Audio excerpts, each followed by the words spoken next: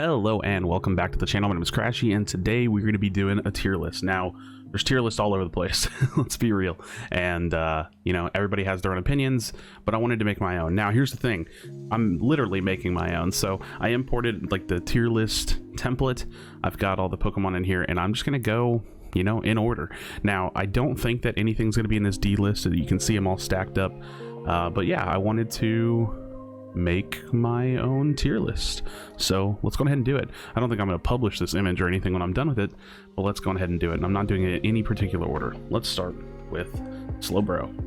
Slowbro is a tank, feels a lot like a support, and not gonna lie, pretty good Pokemon, you know what I mean? Pretty good. Definitely can get some really good work done in lane. I think it's a pretty solid pick. I'm gonna put him, you know, in B. I'm not gonna put him in order or any kind of crazy way. Just if they're good, they go where they go. Is kind of what I'm thinking. I think Slowbro's a pretty solid pick.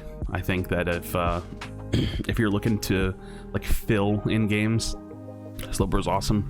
If you're like a flex player, having like a second tank Slowbro is pretty good. If you're a support player, running Slowbro is pretty good. So I definitely think that he's a pretty solid pick. Let's go into Ninetales. Ninetales is also very good. I think that Ninetales is a very strong attacker. I'm trying to, in my mind, like differentiate like competitive play, team play from solo queue play, and that's a little hard to do right now.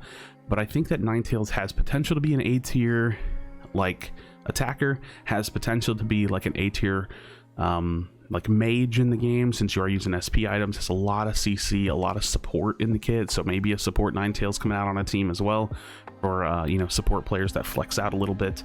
I think Ninetales is really good. I do want to reserve some attacker spots for A tier, but Ninetales very good. Mr. Mime. Oh, Mr. Mime, what do I say about you? I think I'm putting Mr. Mime in B tier. I think that as someone who doesn't play Mr. Mime, someone that doesn't, I don't want to say I don't understand him, but he's just a little all over the place to me. He's really annoying.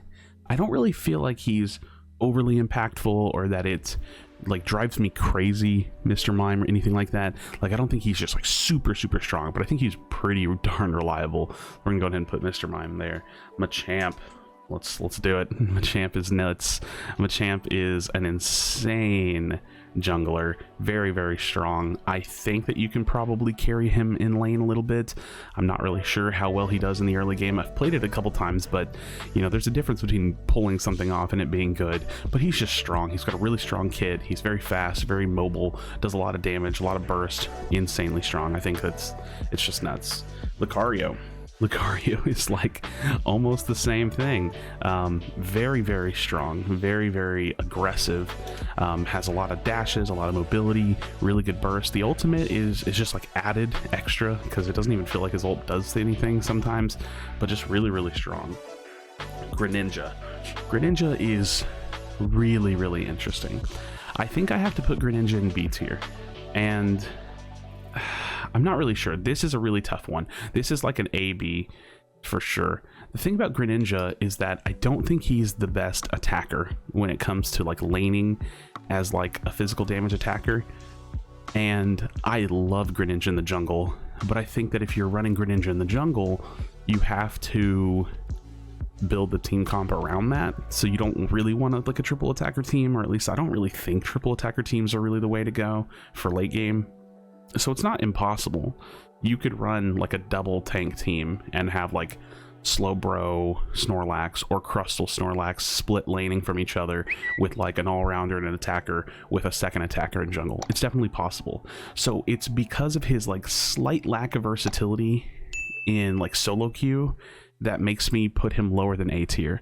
I want to put him in A tier. I think I'm going to be a little conservative on this one. It's not because he's not good. He's very good. It's just he's a little less versatile. It gets a little confusing in the solo queue realm when you try to pick him for jungle and then other people want to jungle. It just gets a little confusing. He's still great in lane, but I think other attackers might be better in lane. So yeah, he's going to get himself a formidable like B tier, but if there was a way for me to put him in A tier comfortably, I would do so. Gengar has been kind of showing up a little bit on my radar. He's kind of insane. I don't know. I don't know if he's high B tier, low A tier, A tier. the Gengars that I'm starting to see kind of pop off are making me want to play Gengar. And yeah, he's definitely something I don't think we can ignore. He's really, really good. I'm going to give him A tier for now, but I don't know how I feel about that, really. I'm not exactly sure how I feel about that, but I'm just going to build it the best way I can. Garchomp, A tier. He's insane. He's a late game animal. He can't be stopped. He's got a little bit of a struggle early game. The thing about Garchomp, I'm going to just straight up say it. I don't think he's a laner. I think he's a jungler. I think that you put Gibbles in the jungle, you let him build up that strength. He comes out, he's super, super strong in the end game. I think Garchomp is insane. I actually think the all-rounder role is insane, as you can tell so far. It's actually pretty crazy how strong I think all-rounders are. Pretty crazy. All right, Eldegoss. I'm going to be a little bit loose with my S tiers. I'm going to put truly the best picks in S tier. I think Eldegoss is very, very strong support. She offers so much. She's really annoying. There's heals. There's like mobility. It's just crazy. Eldegoss is really, really strong. Crustle. I feel like I'm going to disrespect some people with this one, but the thing about Crustle is that he's not my favorite tank. He's not the go-to tank. And if you're running double tank, I think Slowbro's better. So I'm gonna put him in B tier, not because he's bad, but because, like, I guess there's probably a team comp that can run Snorlax Crustle and do well, or, you know, I don't know, Snorlax Slowbro and do well. But I kind of think that as a second tank, Slowbro's better. As a main tank, he's good, you know, which I think if you're looking at him as a main tank, he's kind of like A tier almost. And if you're looking at him as a second tank, he's like B tier. So he's another one of those picks that I want to put right on this line, but I'm not going to. So it is what it is. Cramorant. I think Cramorant is really, really strong. I think he's a pretty good mage. I don't think he's like a go-to pick though. I don't think he's just like the for sure pick you want to go after. I could be wrong. Maybe I just haven't seen enough Cramorants being played and I need to experience that, especially in like a team setting. But Cramorant's awesome. He's really, really good. I think that again, man, I hate that I'm just like copping out like this. He's another one of those picks that easily could slide up to A tier. I need to see a little bit more from him, maybe from constructed play, but I'll see. Cinderace. I think Cinderace is an S tier attacker. I think he's the best in the game. He just does crazy nonsense. He's all over the place. He's super mobile. He's got feint, which makes him unstoppable. He's a physical damage attacker, so he's just like pumping out damage. It's pretty insane. It's pretty insane. Charizard. You know, if Charizard's early game wasn't better, or wasn't as bad as it is, he'd be A tier easily. And I still think that when it comes to like late game strength, he's pretty A tier. But I don't want to put all the all-rounders in A tier, and I definitely think he's like a little bit weaker than the other ones. He's still really good. I think that he's demonstrably underrated. I think that he's one of my favorite all-rounders. I love playing him. I'm going to continue to play him a lot. But in terms of the tier list, I think the other all-rounders kind of take it a little bit over him. So there's that, yeah. Venusaur. You know, this could be wrong. This could be wrong. Venusaur players might have to show me what's up, but I just don't see a lot from Venusaur. I don't see a lot from Venusaur at all. I think that they're just like underwhelming, and it is what it is. Yeah, it is what it is. Talonflame. I'm sorry, buddy. You're fast, you're all over the place, you're highly mobile, but you're just not that great in my opinion. I feel like when there's a Talonflame in a game, I almost never care. Like, it's almost like I don't even notice. And I feel like that says a lot. I mean, it's anecdotal, but don't even notice. Zeraora's at the top of S tier. I don't even know to explain why. He's way too strong. He's way too strong. Wigglytuff, I think, is underrated. Definitely going to go in B tier. This is another one of those picks that I haven't seen enough Wigglytuff to throw them into A tier. And honestly, I haven't even seen enough Wigglytuff to throw them into C tier if they're bad. But I've seen Wigglytuff be really annoying, and like that's enough for me, right? That is enough for me. Snorlax is an S tier tank, hands down. He's a beefy boy.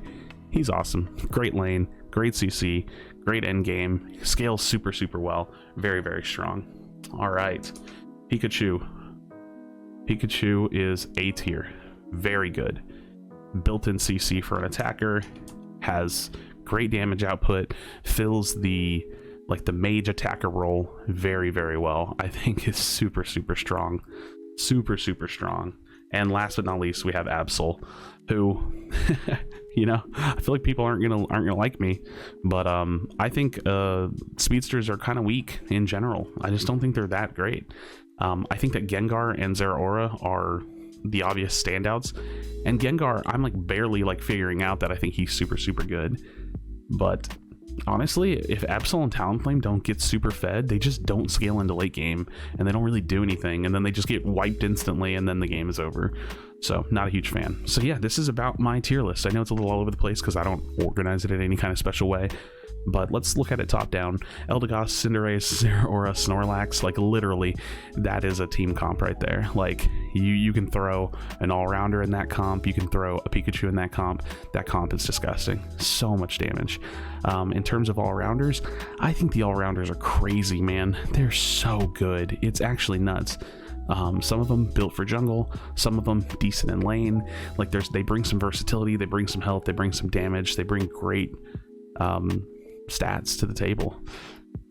B tier is where we get flooded because it's like all the good Pokemon that just don't stand out like quite enough. I think Greninja, dude, I feel so bad putting Greninja there. I even feel bad putting Ninetales there, but I think the thing about Greninja and Ninetales, maybe even like Cramorant and Wigglytuff and Crustle, maybe the thing about everything about B tier is that they're just really niche.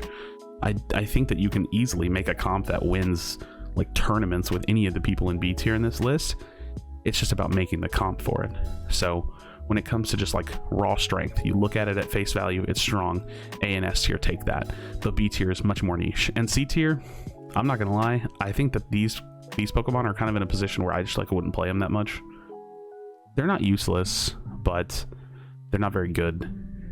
I think all of them have the ability to get fed and pop off, and like, yeah, anybody can do that. So that's kind of my position with it. So there you have it, guys. Thank you so much for spending your time with me on this video. Be sure to like and subscribe if this is your kind of content. Like I said, I know a lot of people have done this, but I wanted to share my perspective because that's what we content creators do. So as always, thank you so much. Like I said, drop a like on the video, leave me a comment, let me know what you would change around, why you disagree with me. It's I don't want it to be an argument, but a great dialogue is always fun. So as always, be sure to be kind to one another, tell someone that you love them, and I'll see you on the next video.